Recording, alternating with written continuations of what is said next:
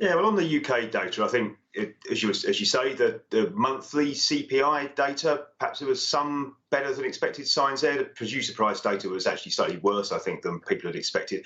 I think it's an awful lot of weight to place on 1 month's data to say that we're getting near the peak. When you look at China, of course, the fact that the prices are coming off there is a function in part of all the disruption that we're seeing in the Chinese economy because of the lockdowns and the way that they're dealing with Omicron. Of course, that has an inflationary impact in the rest of the world because you start to see more supply chain disruption.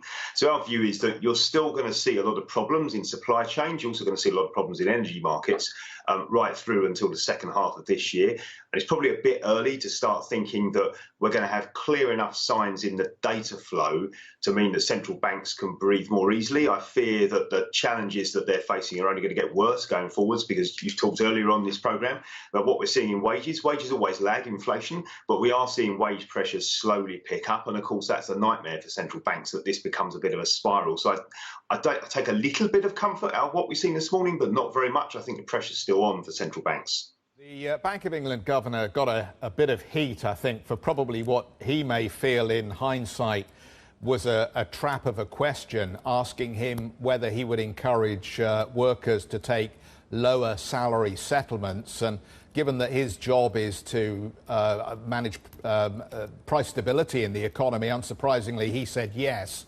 But Robin, what do you think that latest set of numbers implies for the way the market should think about the reaction function at the Bank of England here? I know the fact that we had four voting members suggesting 50 basis points, not 25, did cause some worry. Yeah, I think the risks are on the upside on monetary policy in the UK and actually in other markets as well. I think when you look at what's happening, that comment about wage increases, I mean, clearly that was going to be a red rag to a bull for the newspapers. But as you say, central banks are always going to think like that. I think the challenge is that because of the big churn we're seeing in the labour market in a lot of the Western world at the moment and the way that's driving salary inflation, central banks are really alarmed that the higher inflation, headline inflation that we have seen is feeding through into higher wage demands, which will cycle back into higher prices down the road. So I think the big concern here is that as we go through this year, more and more wage settlements come up. A lot in the UK, there's a lot of wage settlements that are due in April because of our fiscal year. I think you're going to see quite a bit of pressure, and that's going to alarm the central bank. So I think the risks are that they're going to have to do more than perhaps they would have thought a few months ago.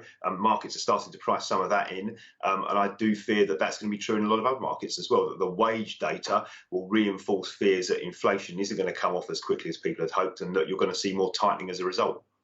Hi, I'm Joanna Bersecci, and thank you for watching. You can check out more of our videos by clicking on the boxes on the screen.